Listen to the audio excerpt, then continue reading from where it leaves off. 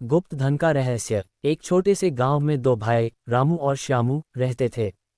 उनके दादाजी गांव के सबसे अमीर और समझदार व्यक्ति माने जाते थे।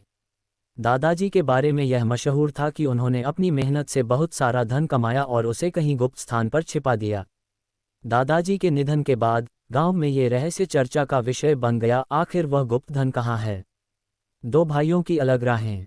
रामू और श्यामू दोनों ही दादाजी के गुप्त खजाने को ढूंढना चाहते थे, लेकिन दोनों का स्वभाव बिल्कुल अलग था। रामू था मेहनती, धैर्यवान और सोच समझकर कदम उठाने वाला। श्यामू था जल्दी में रहने वाला, जिसे हर चीज़ फटाफट चाहिए थी। खोज की शुरुआत। एक दिन श्यामू ने रामू से कहा, भैया दादाजी का खजाना ढूंढते हैं, अगर मिल गया तो हमारी किस्मत बदल जाएगी। रामू ने सहमति जताई, हाँ लेकिन हमें सोच समझकर और मेहनत से काम लेना होगा। गांव के बुजुर्गों और दादाजी के पुराने दोस्तों से पूछते हैं। दोनों ने अपनी खोज शुरू की।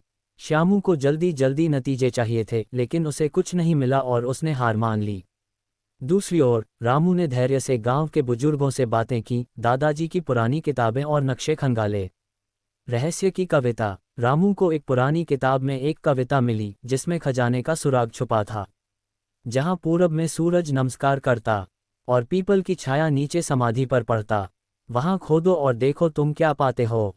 दादा की दौलत तुम्हारे इंतजार में सोती हो। रामू ने गांव के पूरब में वह पीपल का पेड़ ढूंढा जिसकी छाया समाधि पर पड़ती थी। उसने वहां खुदाई की और सचमुच एक बड़ा संदूक पाया जिसमें सोने चांदी के सिक्के, जवाहरात और कीमती पत्थर थे।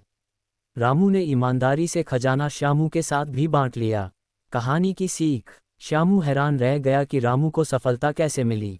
असल में रामू की मेहनत, धैर्य और बुद्धिमानी ने उसे खजाने तक पहुंचाया, जबकि श्यामू की जल्दबाजी और आलस्य ने उसे खाली हाथ छोड़ दिया।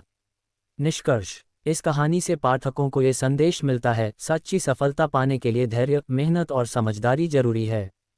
जल्दी में या शॉर्टकट से सिर्फ निराशा ही हाथ लगती है।